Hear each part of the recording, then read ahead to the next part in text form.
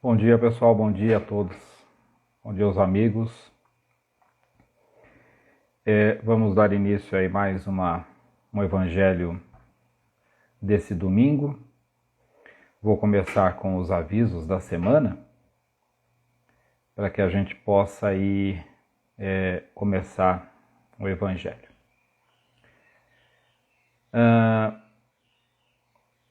Importante que a gente, que todos nós divulguemos as nossas lives, que acontecem de segunda a sexta às 19h30 e às terças-feiras tem dois horários, 14 horas e às 19h30 também.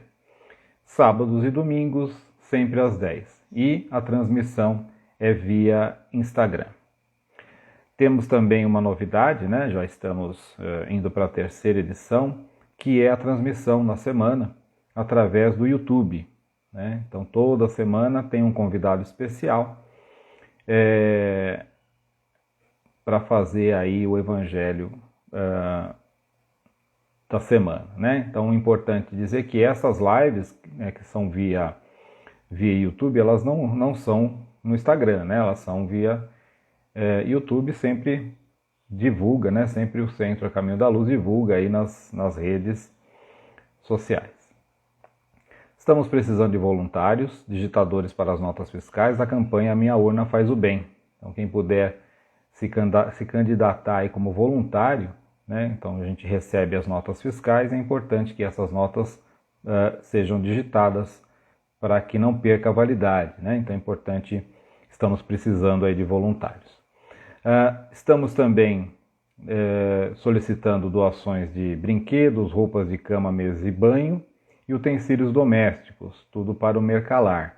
Importante lembrar que essa semana, essas duas próximas semanas estaremos na fase vermelha da pandemia, então não funcionará o Mercalar. As doações poderão ser feitas lá no Centro A Caminho da Luz, que tem os seus plantões, que segue os plantões de segunda a sextas-feiras, das 9 às 17 e aos sábados, das 9 às 15. Certo? Temos também, na livraria chegou o lançamento do Divaldo Franco, que fala sobre a transição planetária, e recomendo, já tive a oportunidade de ler. É muito importante para a gente entender tudo aquilo que nós estamos vivenciando no mundo, um mundo que está deixando de ser de provas e expiações para partir para um plano de regeneração. Então é importante estar lá à disposição nas nossas livrarias para comprar o livro do Divaldo. Traga seus filhos para a evangelização infantil no GECAL, hoje virtualmente, todos os sábados às 9 horas, e as turmas com idade de 6 a 19 anos. Para mais informações, acesse o Facebook do Evangeluz, A Caminho da Luz. E no mês de fevereiro, nós estamos retornando aí às atividades de orientação. E agora o nome desta orientação chama-se Acolhimento Fraterno. Acontece de forma virtual e é preciso ser agendado com antecedência pelo WhatsApp, somente por mensagem. Então anotem aí o telefone, é 9, prefixo 11, São Paulo, 99421 7797. 11 99421 7797. Então vamos nos preparar aí para o nosso evangelho. Vou colocar o nosso hino para que a gente possa já preparar o ambiente para a atividade, para o evangelho de hoje.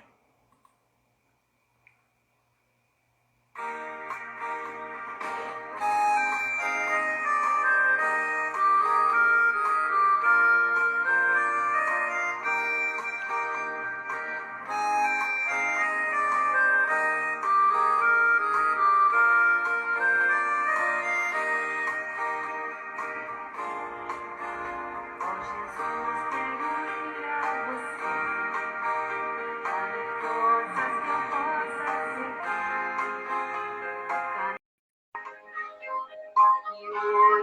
recebo a sorrir, dá-me amor pra poder refletir com aqueles que queiram lutar. A esperança nos faz sorrir, a alegria de te encontrar.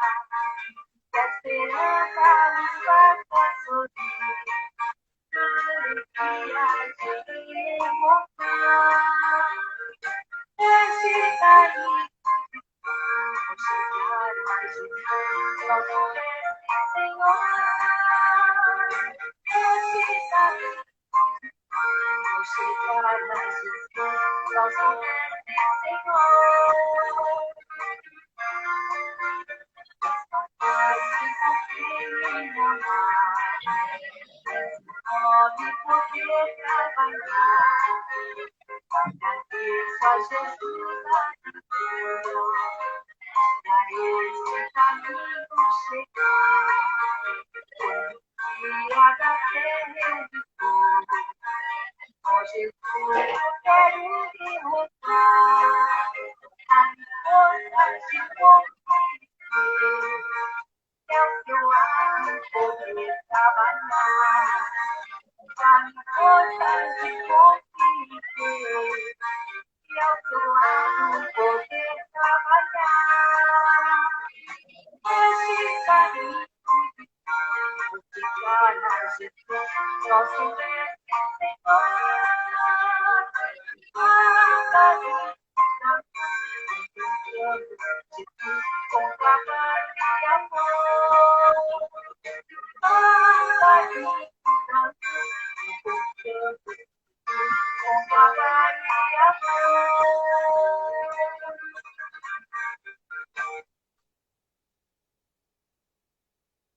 Então vamos fechar os nossos olhos nesse momento e em pensamento vamos dirigir até o centro a caminho da luz, onde mentalizamos a figura amorável do nosso Mestre Jesus. Estamos aqui reunidos em sentimento de amor ao Cristo para nos ligarmos a esta pleiade de espíritos que nos amparam em todos os momentos. Eles são emissários de Jesus que nesse momento nos envolve com a sua divina luz e nos congregam numa mesma rogativa ao Senhor da vida. Senhor, Pai da criação infinita, nós, teus filhos amados, aqui estamos, Pai, rogando que nos ampare e proteja em nosso culto de amor à verdade. Que nossos corações se abram em nosso entendimento e nosso entendimento se alargue, dando-nos a oportunidade de melhor vivenciar os ensinamentos do nosso Mestre Jesus. Te pedimos, Pai, que estejas conosco e ampare o solo inculto de nossos corações, fazendo renascer a planta da esperança, fortalecendo em nós a árvore da caridade, nos permitindo colher os frutos da fé viva que nos nutrirão com a paz ativa. Mestre Jesus, que teus ensinos se façam roteiros de nossos caminhos e luz de nossas almas. Seja conosco, se conosco, Mestre, agora e sempre. Graças a Deus. Então, vou convidar agora o nosso colega Carlos César para fazer o evangelho com o tema A Caminho de Emaús. Carlos, estou aqui à sua disposição e bom evangelho. Estou na sustentação aqui. É com você, meu querido. Obrigado, André. Bom dia a você, bom dia, família Caminho da Luz. É um grande prazer estar aqui novamente, voltando às lives. Graças a Deus, obrigado pelo convite. Estamos hoje, então, diante de um tema muito importante que pode nos trazer grandes reflexões em duas vertentes. E antes de iniciar, eu gostaria de dedicar essa live à nossa querida Cidinha, que desencarnou, está no plano espiritual.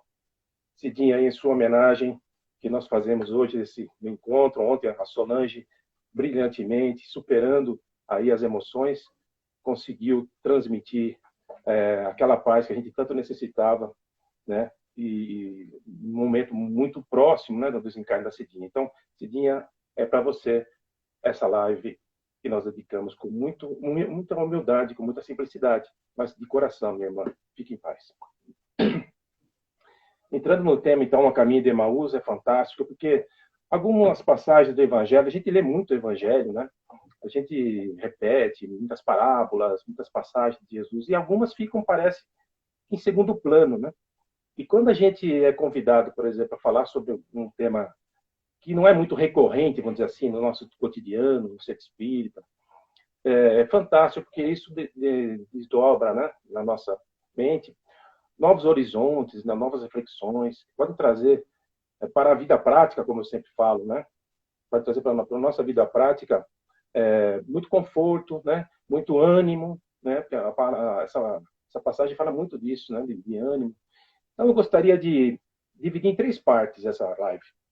A primeira parte, logicamente, é explicar essa passagem de a caminho de Emaús, os discípulos a caminho de Emaús, onde era Emaús, o que significa essa aldeia.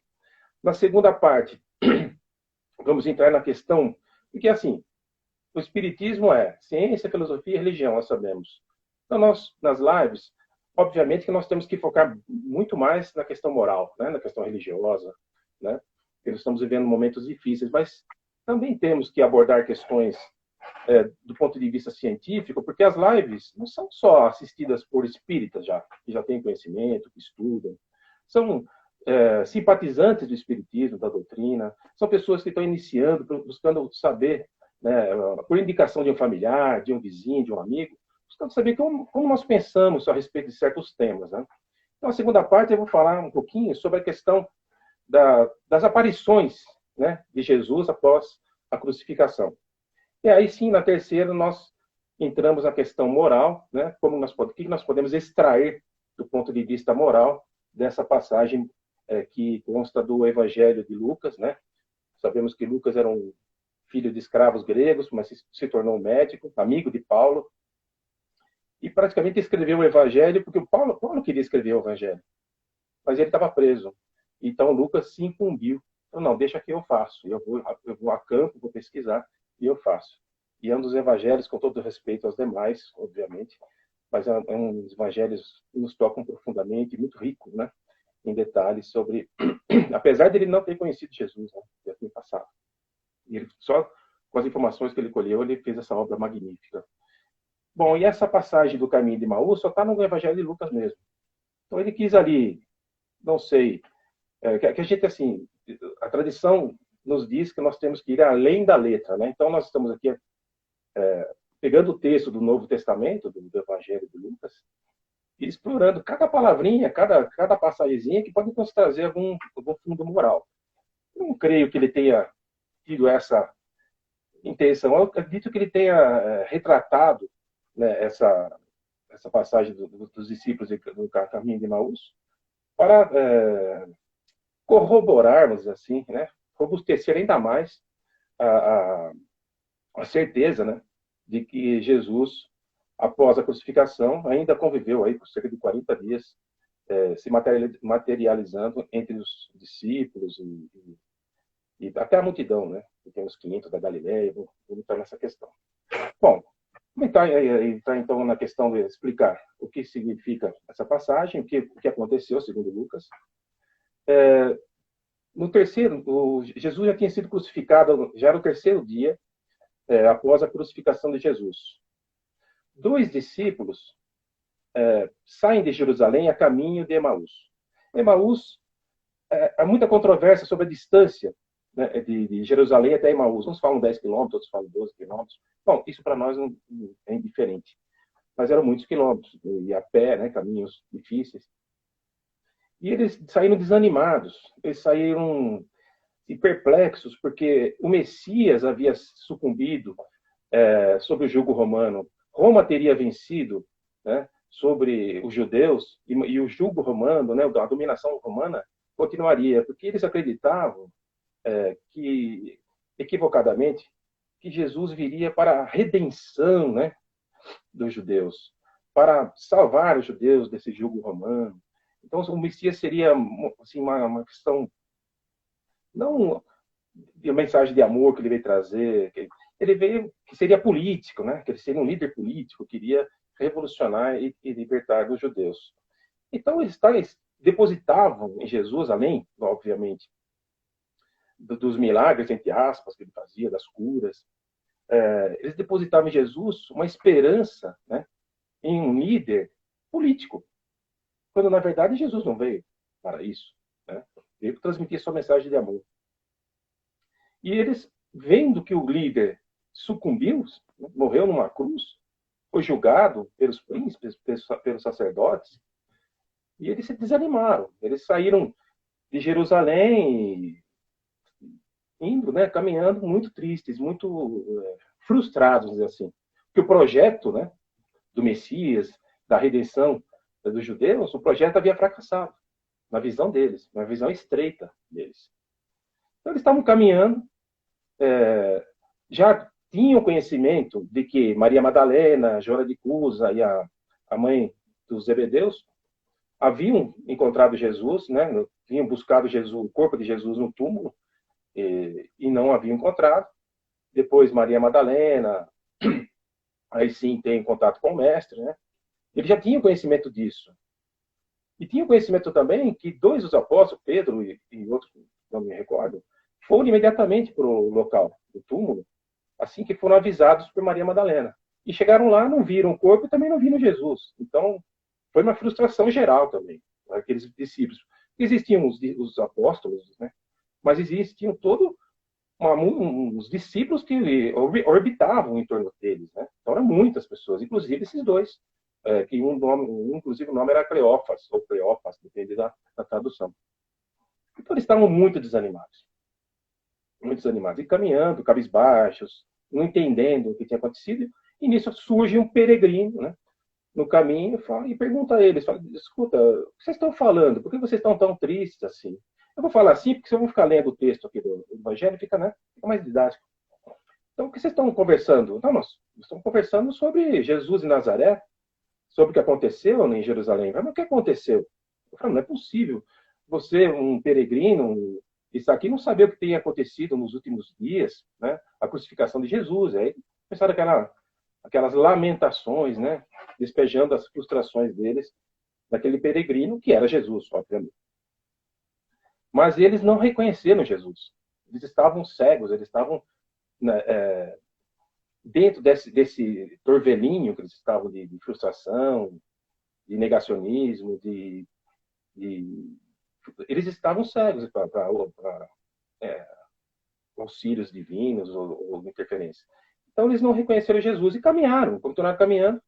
E Jesus fala, assim, até falam, nécios, né, ignorantes, tardos do coração. E foi explicando as escrituras para eles. Olha, Moisés, os profetas diziam sobre o Messias, que ia acontecer isso, e narrou toda aquilo que os profetas já vinham dizendo, muitos anos, centenas de anos antes da vinda do Cristo, né, à Terra. E eles recebiam aqueles ensinamentos, segundo eles depois, com o coração deles ardia até, né? Ou seja, eles estavam sendo tocados por aquela explicação que Jesus estava dando a eles, né?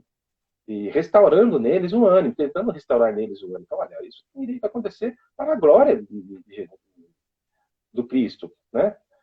A profecia tinha que ser cumprida. Tudo aquilo que estava planejado foi cumprido, né? E eles estão caminhando, chegam no vilarejo, Emaús. Emaús hoje é aberto à visitação, fica entre Jerusalém e Tel Aviv, em Israel, e é um vilarejo que está aberto à visitação.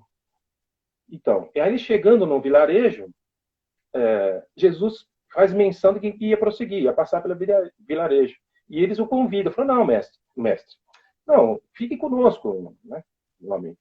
O dia já está se findando, né? A noite está chegando, então fique conosco.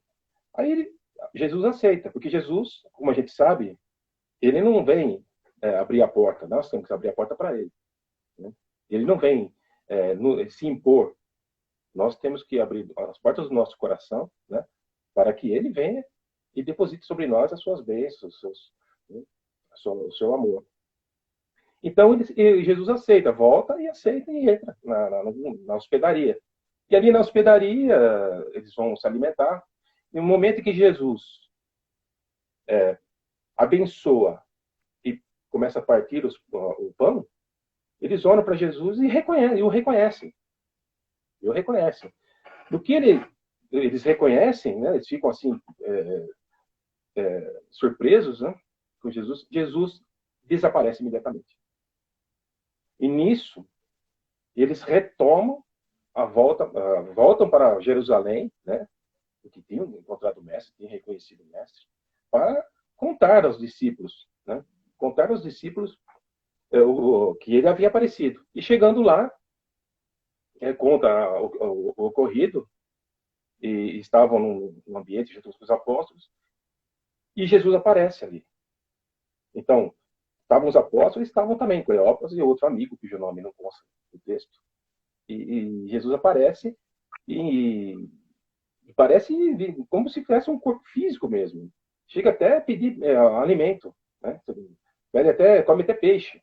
Ele até se alimenta para provar que ele não é todo de carne e osso, eu não sou um espírito, né? E assim vai. Essa é a história resumida, né? Na história do caminho de Emaús.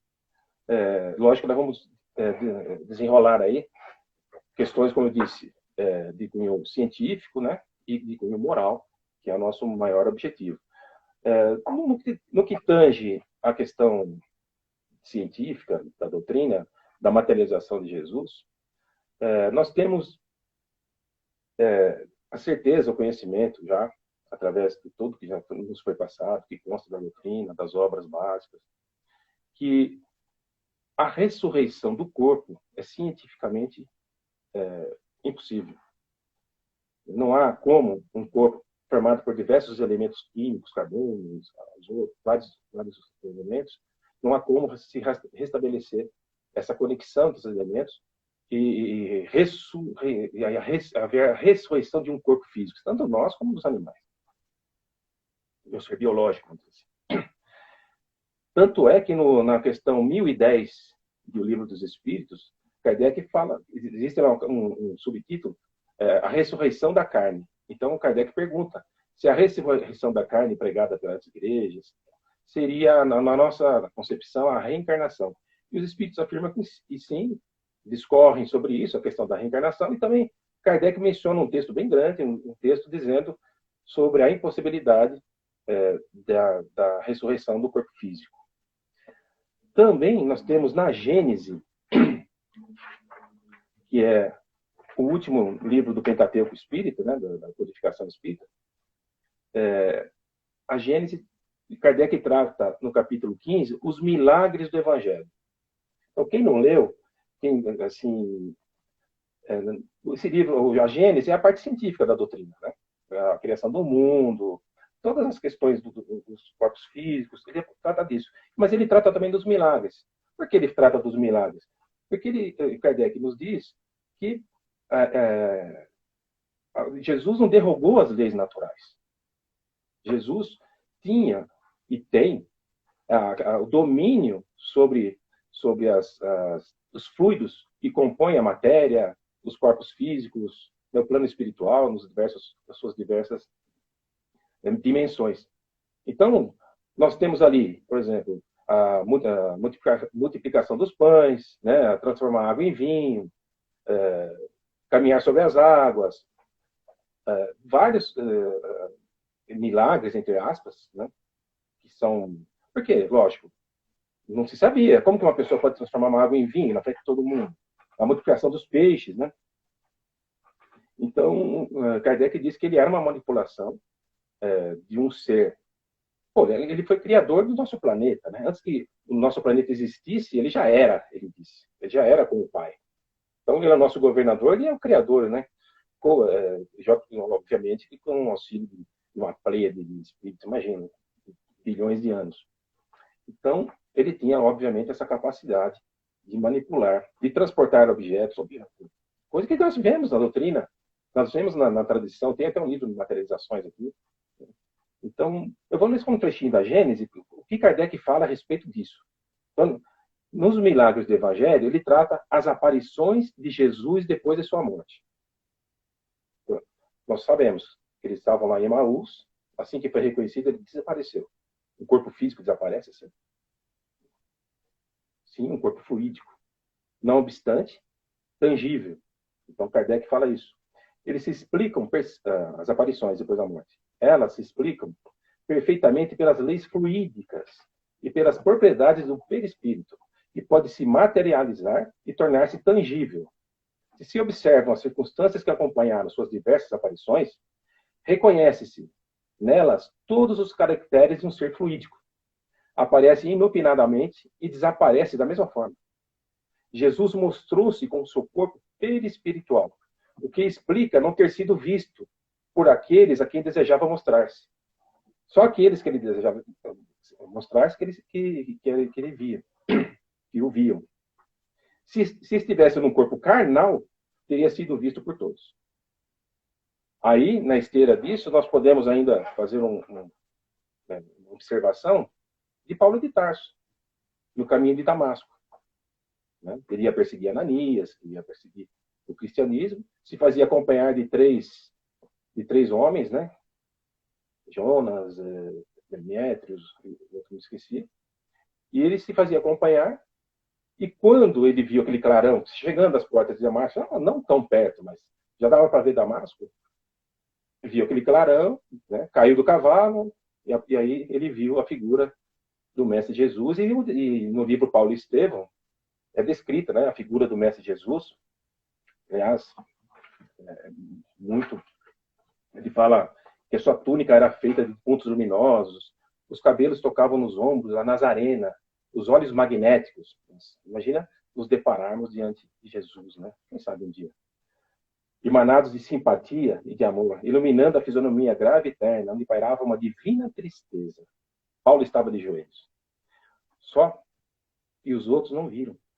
Vinham Paulo de joelhos, falando, quem sois vós, Senhor? O que queres que eu faça? Né? Mas eles não ouviram. Eles viram, no começo, só um clarão, mas não viram mais nada. Então, Jesus se mostrou, o corpo espiritual ali, diante de Paulo, só para Paulo. Que era Paulo que era o destinatário da mensagem. Lá, entre na cidade, e aí você vai saber o que você deve fazer. Ele falou, o que queres que eu faça? E aí, depois Jesus se apresenta a Ananias, logicamente preparando toda essa transformação desse grande apóstolo, né? Paulo de Tarso. Saulo de Tarso no início, né?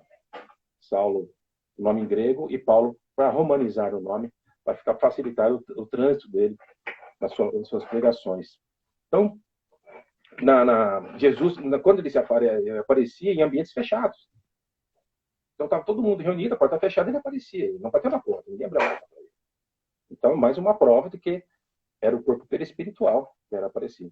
Agora, se nós, ainda aprofundando só um pouquinho, não quero deixar maçante a live, mas é interessante, aprofundando só um pouquinho na questão ainda científica da materialização de Jesus, né? Eu vou me recorrer também ao Livro dos Médiuns. O Livro dos Médiuns, Kardec fala que o espírito que deseja ou pode aparecer reveste algumas vezes uma forma ainda mais nítida, com todas as aparências de um corpo sólido, a ponto de dar uma ilusão perfeita e fazer crer que se trata de um ser corpóreo. Em alguns casos e dentro de certas circunstâncias, a tangibilidade pode tornar-se real, o que quer dizer que podemos tocar, palpar, sentir a resistência e o calor de um corpo vivo, o que não impede a aparição de se esvanecer com a rapidez de um relâmpago. Nesses casos, já não é só pelos olhos que se verifica a presença, mas também pelo tato. Então, nós, espíritas, à luz, nós não acreditamos na ressurreição do corpo físico. Nós acreditamos nas aparições nos modos expostos aqui na Gênese e no Livro dos Espíritos. Mais uma aparição de Jesus, muitos anos depois, né? Mais de 1000 anos depois, quem leu Francisco de Assis, no Miramês, o médium João Nunes Maia, sabe que Francisco e seu grupo, né? Os discípulos dele, entre aspas, eles seguiam para Roma para encontrar o Papa, e no caminho uma menina estava doente, era muito rica, só que era rica, o pai era rico, mas era um criminoso, né? Então a fortuna era obtida através de ilícitos. E Francisco cura a menina que estava à beira da morte, e a mãe pede que Francisco, que o pai, dê a Francisco, ao grupo, joias e ouro, para eles poderem se manter. Só que o pai não concordava com isso. E no caminho, bom, resumindo, Francisco aceita e coloca ali no bolso, e aparecem 3 mendigos pedindo comida, pedindo roupas, né?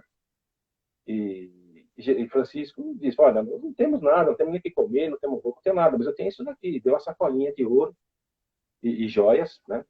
Olha, se servir para vocês, né, para vocês se manterem, comprar as coisas, nós temos só isso aqui para levar. Mas o que ele entrega a sacolinha, ele vê em um daqueles homens, ele vê até um sorriso esboçado no rosto, né? E ele reconhece o Mestre Jesus ali. E vê as mãos, as chagas, né? Das mãos, dos pés, as marcas da coroa de espinhos. E ele não fala nada. Jesus só sorri, pega e sai. Então, obviamente, depois essa bolsa aparece lá na casa da mulher, né, do pai da menina lá, do rico, né? Aparece porque ele ia espancar a mulher, porque ele mandou roubar as joias. Mandou roubar.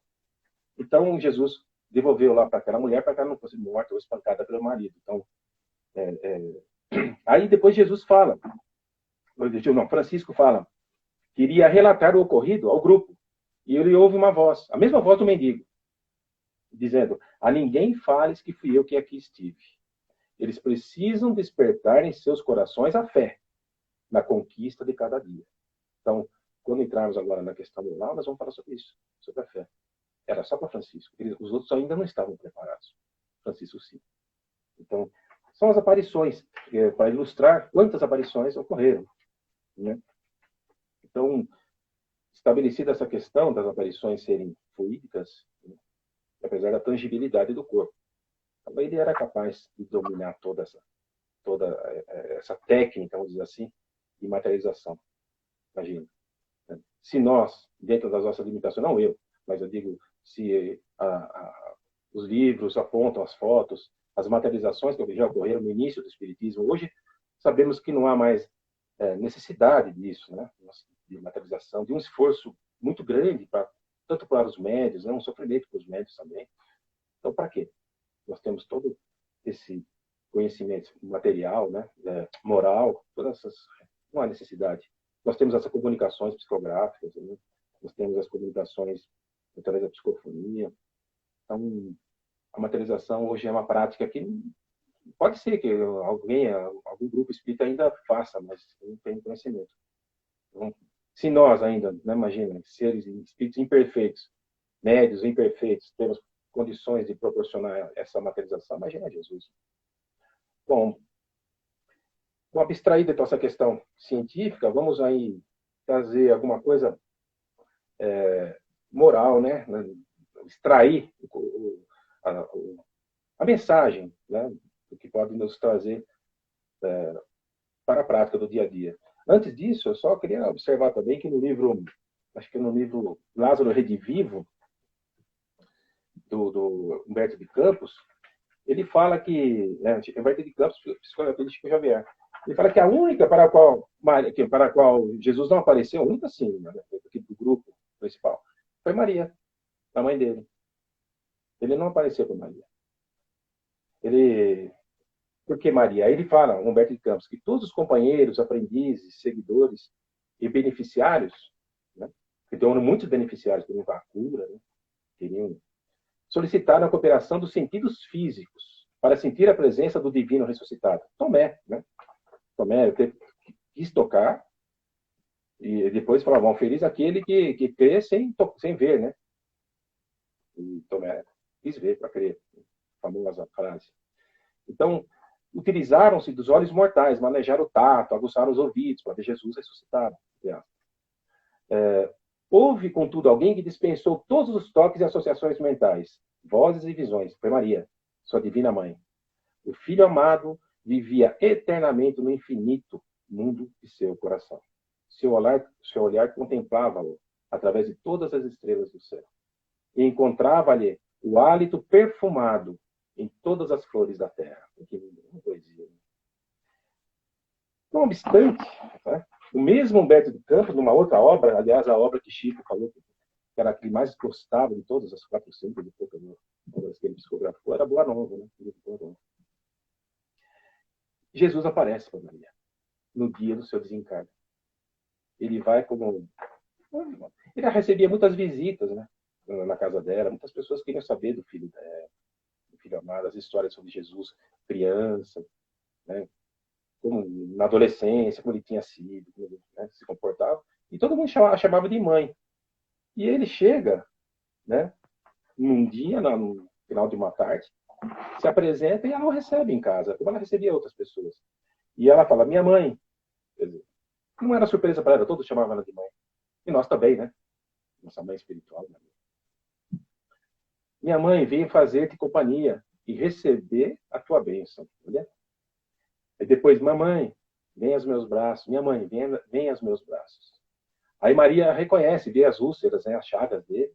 Ela diz, meu filho, se emociona. Né? Aí ele fala, sim, minha mãe, sou eu. Venho buscar-te, pois meu pai quer que sejas no meu reino a rainha dos anjos.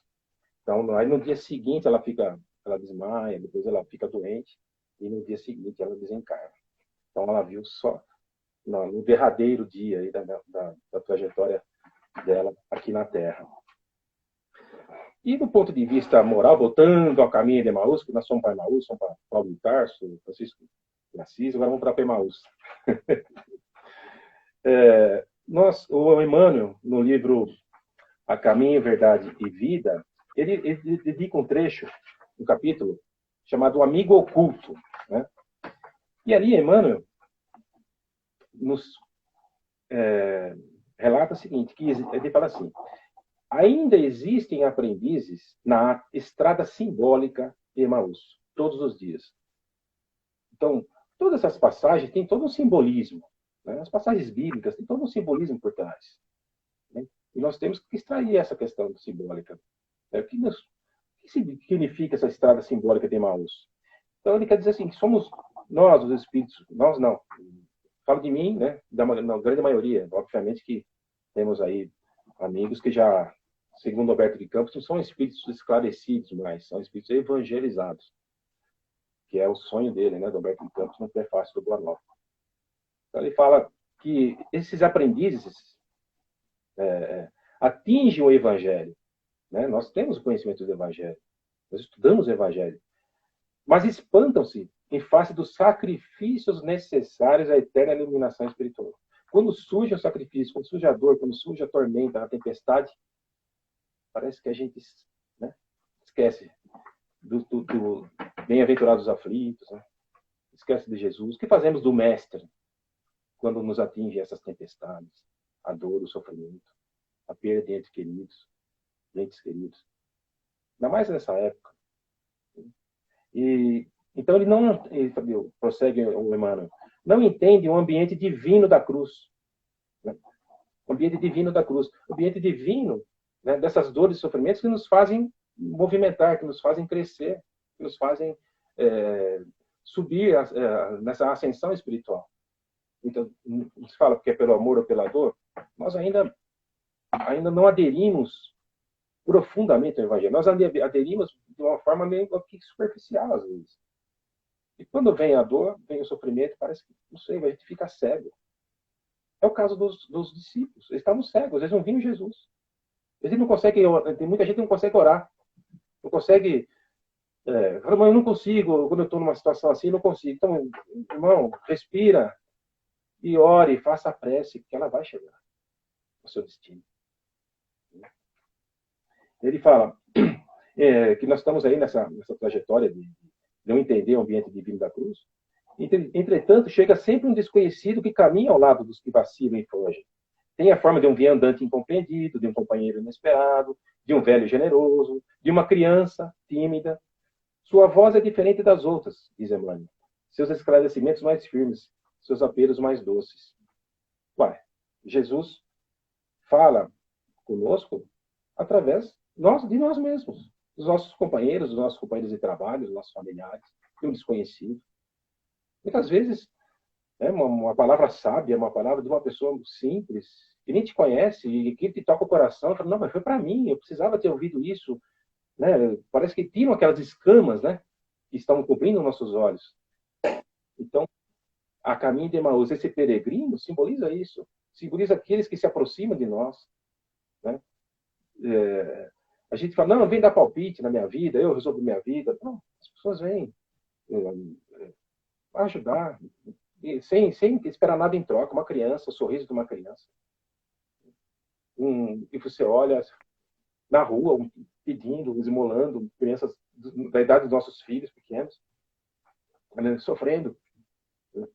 Então, esse simbolismo desse peregrino, né, nós temos que tirar as escamas dos nossos olhos para entender que as oportunidades de redenção, de ascensão espiritual, são no dia a dia.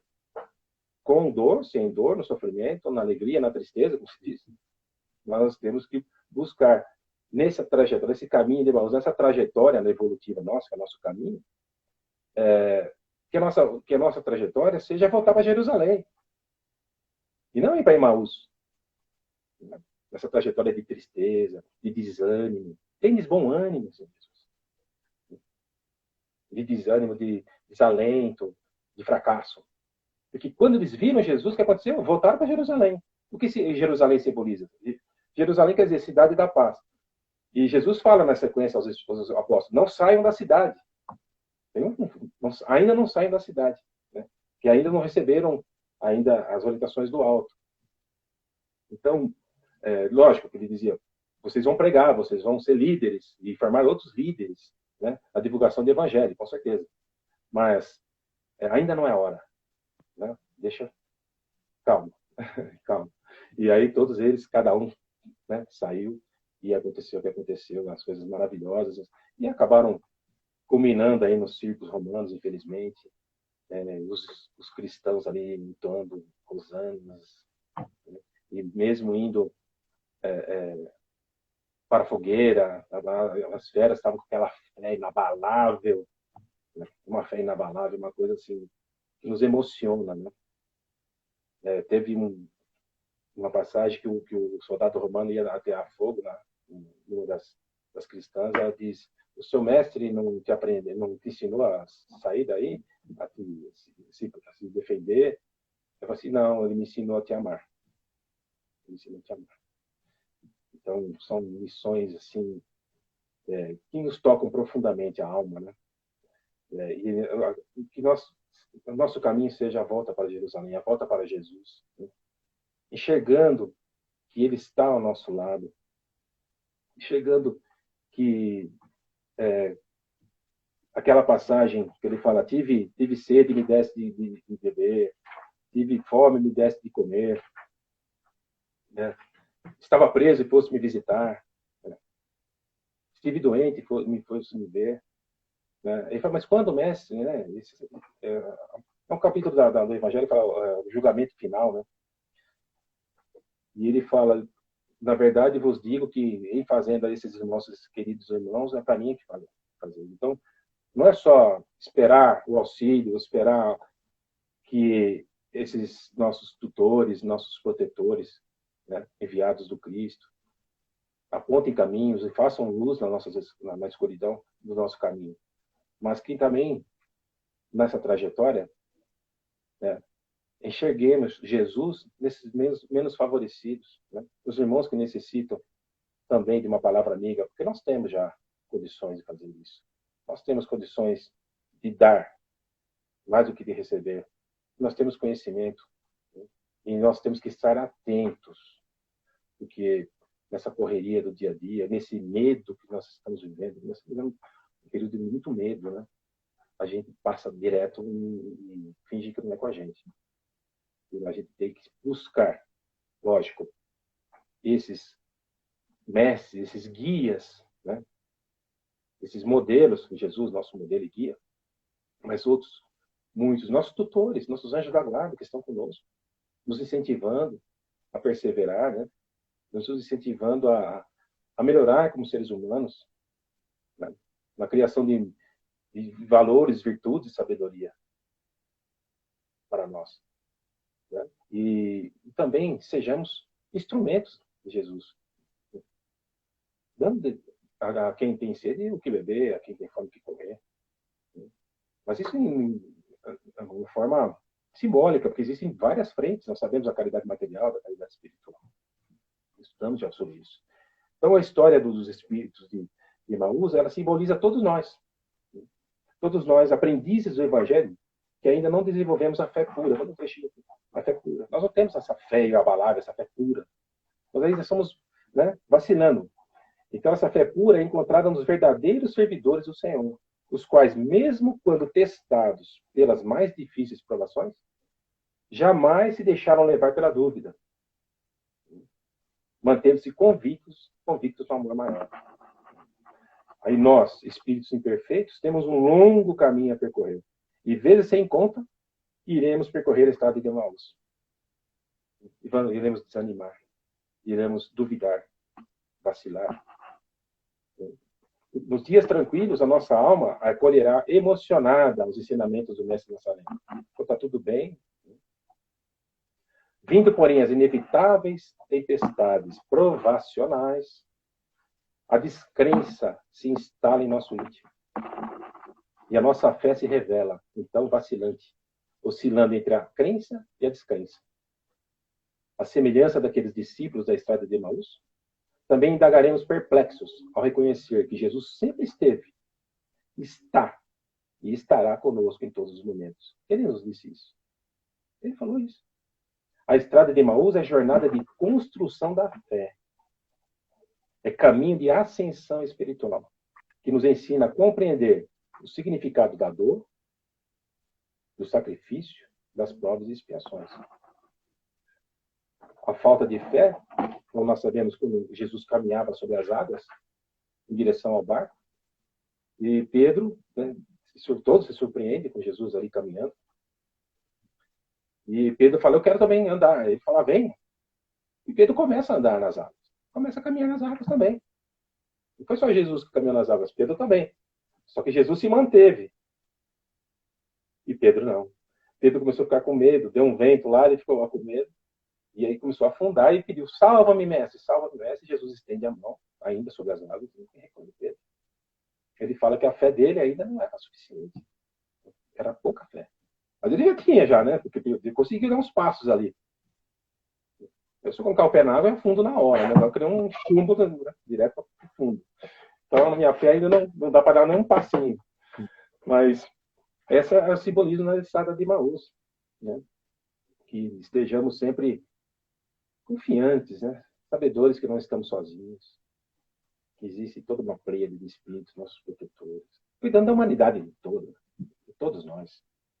E quando nós estamos alinhados com as leis naturais, estamos buscando colocar em prática o Evangelho, com certeza o caminho fica mais fácil, né? Nós vamos pavimentar o nosso caminho, né, com o Evangelho do Mestre Jesus, que é o nosso roteiro de luz, né? É aquele farol que está ali iluminando. E voltemos para Jerusalém, voltemos para o Cristo, sempre, sabendo que Ele está nos acompanhando, que Ele está preocupado conosco, que Ele tem aquela tristeza divina. Eu achei interessante, né, quando Ele fala dessa tristeza divina que aparecia no semblante de Jesus. Porque realmente Ele olha a humanidade daquela época ainda, imagina hoje, né? E vê que a gente tem muito que aprender, que nós temos ainda, pela nossa própria incúria, né? Semeado discórdias, semeado desuniões, falta de fraternidade. Mas é um processo. E esse processo que nós sabemos de transição planetária está em prática, está já funcionando. E nós fazemos parte disso, vamos contribuir para que o mundo seja um mundo mais pacífico e possamos habitar um mundo de regeneração no futuro. E estaremos ligados ao planeta ainda por muitas e muitas encarnações. Então, com certeza, desfrutaremos, se formos merecedores, desse mundo de regeneração. É isso, André. Eu só queria encerrar, então, Jorge, obviamente, que falando de Jesus, né, nos acompanhando, nossos tutores, nossos protetores, eu gostaria de pedir licença para encerrar com um trechinho aqui do Salmo 23, eu gosto muito. O Senhor é meu pastor. Então, o Senhor é meu pastor, nada me faltará. Ele me faz repousar em pastos verdejantes, leva-me para junto das águas de descanso. Refrigera minha alma, guia-me pelas veredas da justiça por amor do seu nome. Ainda que eu ande pelo vale da sombra da morte, não temerei mal algum, porque tu estás comigo. Obrigado, meus irmãos. Obrigado pela oportunidade. E muita paz em vossos lares e em vossos corações. Muito obrigado, André. Amém, Carlos. Parabéns aí, olha, foi maravilhoso. Que presente aqui nessa manhã de domingo, viu? Muito bom mesmo. Parabéns pelas reflexões. Valeu, obrigado. Então, nesse momento, vamos fechar os nossos olhos. Fica com a gente aqui, Carlos. Vamos fechar os nossos olhos, serenar os nossos corações, mentalizar a figura amorável do nosso Mestre Jesus. Vamos nos envolvendo nesta energia sutil e luminosa e vamos percebendo a tranquilidade e a paz emanada dos benfeitores espirituais presentes no nosso lar. Fluidos recaem neste momento sobre nós, projetados de uma imensa cascata luminosa. Esses fluidos atuam nos nossos centros de força, retirando de nossa atmosfera espiritual os fluidos negativos. Fluidos de luz atuam na nossa região cerebral, harmonizando a sua função química e restaurando os hormônios responsáveis pelo equilíbrio psíquico, nos auxiliando a renovar nossos pensamentos na fé e na esperança. A região dos nossos sentimentos também recebe uma imensa projeção fluídica para que possamos ser fortalecidos na nossa capacidade de tolerar, compreender, perdoar e amar a nós mesmos e ao nosso próximo. E nesse instante, somos convidados a falar com Jesus, pedindo pela nossa saúde física. Os médicos espirituais projetam sobre o nosso sistema nervoso central uma gama de fluidos salutares e renovadores, para que sejam conduzidos através de todos os outros sistemas que comandam o nosso corpo, a todos os órgãos, veias, vasos, artérias, glândulas, tecido e, em especial, para aquela parte do nosso corpo onde existe uma dor, um problema de saúde a ser superado. Vamos agora iluminar o nosso lar com a força de nosso pensamento, mentalizando os entes queridos que convivem conosco, para que a paz que sentimos agora seja extensiva a todos eles. A equipe socorrista recolhe do nosso lar os irmãos espirituais que ainda carecem de amparo e com muito amor os encaminha até a nossa casa de oração. Vamos também mentalizar o lar de nossos entes queridos e o nosso local de trabalho, iluminados por uma luz radiante e intensa, que nestes locais reine a paz, a boa vontade e a serenidade. Pedimos ainda que os mensageiros espirituais coloquem em nossos frascos de água o fluido energético necessário a cada um de nós, para que ao tomá-la possamos nos sentir revigorados. Com o nosso coração repleto de amor, pelas benesses recebidas, vamos vibrar pelo nosso lindo planeta Terra, que as provas vivenciadas apressem a cura das dores do corpo e da alma, e que cada um de nós concorra para que a regeneração aconteça. Vamos orar também pelo nosso Brasil, coração do mundo, a pátria do Evangelho, pelos nossos governantes e pelo nosso povo. Que a luz do Cristo faça morada no coração de todos nós brasileiros. Pela nossa casa de oração, nosso porto seguro, nosso refúgio. Que cada um de nós seja uma centelha do caminho da luz, iluminando por onde passar, por alguém que nos venha à mente neste momento e esteja sofrendo dores físicas ou morais. E vamos, enfim, vibrar por nós mesmos, para que sempre possamos encontrar no Evangelho do Cristo o refúgio e o lenitivo para as nossas dores.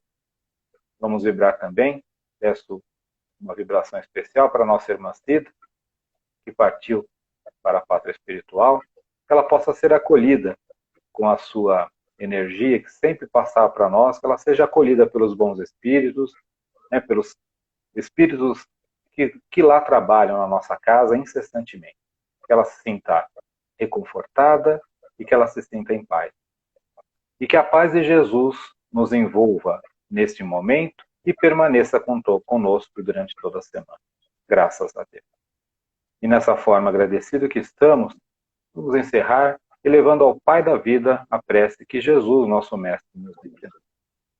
Pai nosso que estais no céu, santificado seja o vosso nome, venha a nós o vosso reino, seja feita a vossa vontade, assim na terra como no céu. O pão nosso de cada dia nos dai hoje. Perdoai as nossas dívidas, assim como nós perdoamos aos nossos devedores. E não nos deixes cair em tentações, mas livrai-nos de todo o mal, agora e sempre, que assim seja, graças a Deus. Amém. Graças a Deus. Carlos, mais uma vez, muito obrigado. Que Jesus nos abençoe e abençoe a todos nós que estamos aqui. Que todos possam ter uma semana de muita paz e muita luz. Amém. Grande abraço a todos. Bom domingo. Pessoal. Até.